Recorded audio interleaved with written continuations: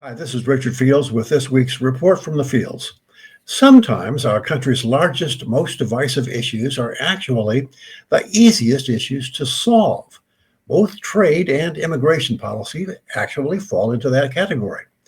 We'll talk about trade next week, but this week, given the unrest resulting after ICE arrests and deportation efforts in Los Angeles, let's explore how easy it would be to fix our immigration problem.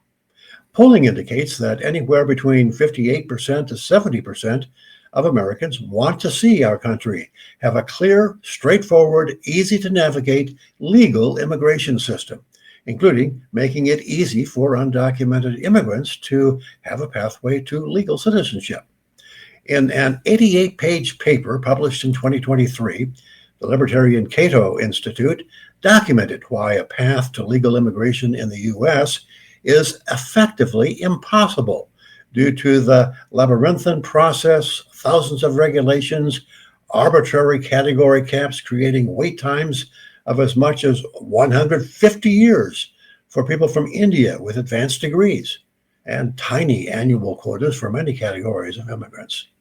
So, a substantial majority of Americans support easier legal immigration. The demographic reality of a declining birth rate and increased lifespan make immigration an economic necessity if we're going to keep the promises of Social Security and Medicare to those too old to be still in the labor force. Payroll taxes need to come in to fund the benefits going out, and that payment balance is already out of whack. The only way immediately practical to solve this is with immigrant labor. But President Trump and his Deputy Chief of Staff, Stephen Miller, are more interested in appealing to the baser instincts of their nativist base. Miller pressured ICE into fulfilling a quota of 3,000 deportations a day by going to Home Depot parking lots, car washes, and farm fields in California's Central Valley to arrest and deport anyone without a green card or proof of citizenship. Naturally, that spurred demonstrations against ICE, and predictably, criminals joined the demonstrations and looted and set cars on fire. That provided video for sensational Fox News journalism, AM talk show talking points, and social media video, further firing up the base. Then a funny thing happened. The employers of illegal farm workers, illegal construction workers, and illegal hotel and restaurant workers started complaining to Trump that their businesses were being negatively impacted. Trump, recognizing his financial base, turned on a dime and said those categories of illegals would no longer be targeted. What this clearly illustrates is the evil of too many laws.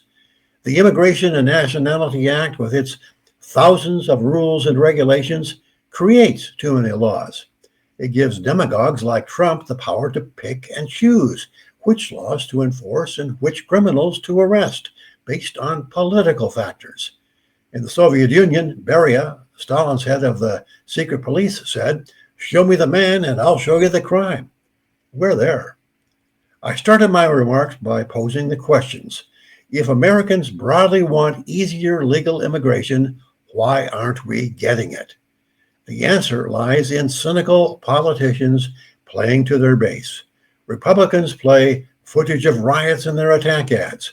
Democrats don't want to limit welfare benefits for immigrants because their main motivation to increase immigration is to increase the number of Democratic voters. Here's a simple libertarian solution. Wide open immigration with one simple catch. If an immigrant once here commits a crime or applies for any form of government welfare, they're on the first plane back to where they came from. Presto changeo, the only reason anyone would immigrate to the U.S. would be to work.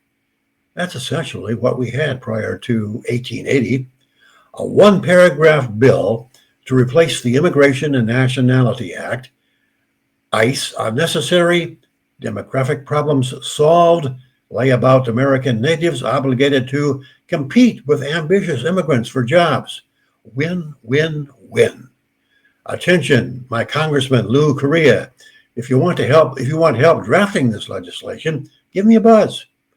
But I'm not holding my breath that the political game playing by Republicans and Democrats will quickly cotton to my suggestion.